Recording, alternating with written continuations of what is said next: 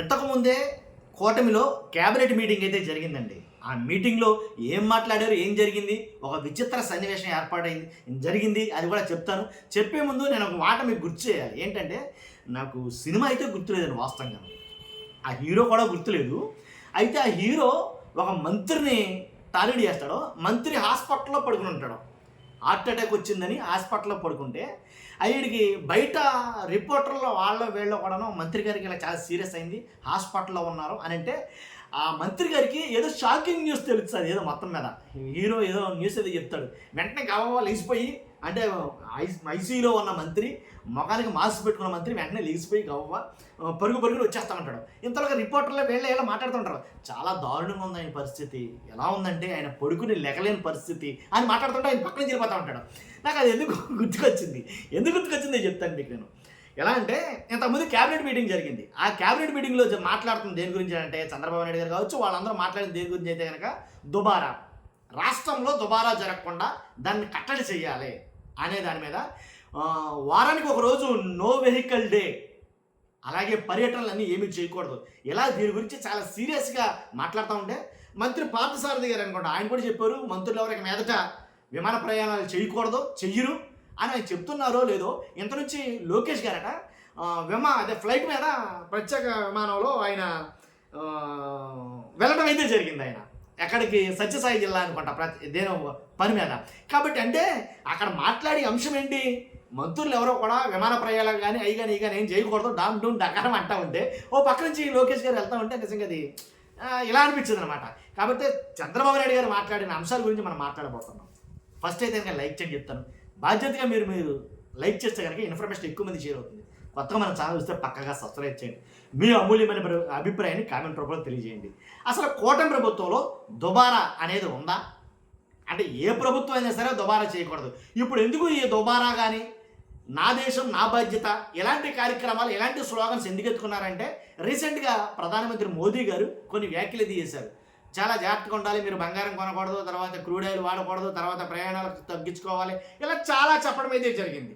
దాని దృష్టిలో పెట్టుకుని, ఎందుకంటే రానున్న రోజుల్లో యుద్ధం కారణంగా చాలా సంక్షోభాన్ని ఎదుర్కోవాల్సి వస్తుంది, ఆర్థికంగా కావచ్చు, ఏ రకంగా కావచ్చు. కాబట్టి ఇప్పటి నుంచే అలాంటి చర్యలు తీసుకోవాలంటే చంద్రబాబు నాయుడు గారి గురించి మీకు తెలియదే ఉంది, చాలా ఫాస్ట్గా రియాక్ట్ అయ్యి ఒక స్లోగన్ ఇచ్చారు, నా దేశం నా బాధ్యత అని ఒక స్లోగన్ ఇచ్చి, ఇక మీదట మనం వారానికి ఒకరోజు నో వెహికల్ డే అని పెడుతున్నాం. వెహికల్స్ వాడకూడదు వారంలో అంటే మంత్రులు మీటింగ్లకు రావడం కావచ్చు, ఇక నుంచి ఆ మీటింగ్లు కూడా లేకుండా ఆన్లైన్లో నిర్వహించుకుందాం, ఇలా మంచి మాటలైతే చెప్పడం జరిగింది చంద్రబాబు నాయుడు గారు. కానీ రీసెంట్గా ఒక 1 వీక్ అనుకున్నా తెలిసి ఢిల్లీలో ఆయన ఉండే నివాసం, చంద్రబాబు నాయుడు గారు ఉండే నివాసానికి 6.5 కోట్ల రూపాయలు చిల్లర అద్దాలకి, ఫర్నిచర్కి, లోపల ఏవో మరమ్మతుల కోసం 6.5 కోట్లు కేటాయించడం జరిగిందంట. ఒక జీవో అనేది బయటకు రిలీజ్ చేయడం అయితే జరిగింది. కాబట్టి అంటే నేను దాన్ని దుబారాని అన్నాం కాదు, మీకు వదిలిపెడుతున్నారు అది ఏంటనేది.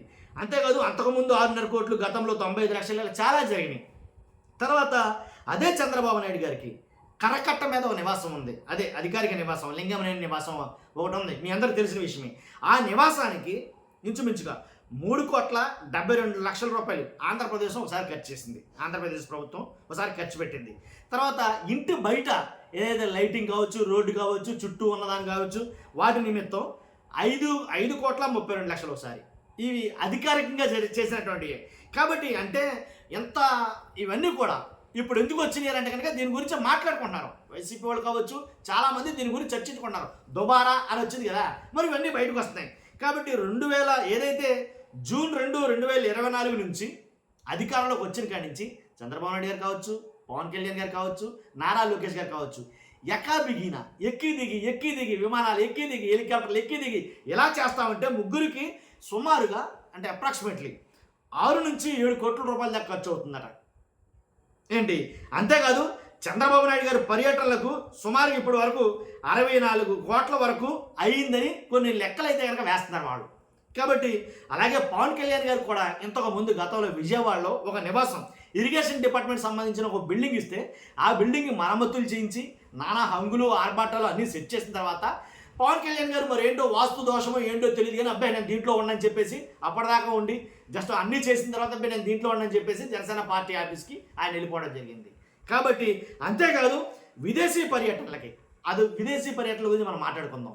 తర్వాత ప్రచార ఖర్చులు రీసెంట్గా అనుకుంటా మహాన్యూస్ వారికి ఏదో యాడ్లు చేసినందుకు గాను 65 లక్షల చిల్లర ఎంతో ఇవ్వడం అయితే జరిగింది వంశీ గారికి. అంతేకాదు విదేశీ పర్యటనలు 7 మంత్రులు రీసెంట్గా 2 సార్లు వెళ్ళారు. మొత్తం మీద 95 లక్షలు ఒకసారి, 95 ఒకసారి అఫీషియల్గా జీవో ఇవ్వడం జరిగింది వాళ్ళ ఖర్చుల నిమిత్తం. తర్వాత కొల్లు రవీంద్ర గారు ఆయన కూడా వెళ్ళబోతున్నారు, మళ్ళీ 3 రోజుల పర్యటన ఏదో ఉందంటున్నారు. కాబట్టి ఇలాగా ప్రతిదీ కూడా చాలా ఖర్చు అయితే కనుక ఇబ్బడముబ్బడిగా అవుతుంది. అంటే వాస్తవంగా అయితే కనుక ఒకటే ముఖ్యమంత్రి ఉన్నప్పుడైతే వేరేలా ఉండేదేమో అని అనిపించింది నాకు. ఇక్కడ ముఖ్యమంత్రి గారు తర్వాత ముఖ్యమంత్రి గారు పవన్ కళ్యాణ్ గారు, తర్వాత ముఖ్యమంత్రి గారు నారా లోకేష్ గారు. కాబట్టి కొంచెం ఎక్కువగా అవుతుందేమో దాని గురించే వాళ్ళైతే కనుక మన వాళ్ళు పోస్టర్లతో సహా మాట్లాడుతున్నారు వైఎస్ఆర్సీపీ వాళ్ళు అయితే కనుక. కాబట్టి ఏదేమైనా దుబారా అనేది తగ్గించుకోవడం మంచిదంట.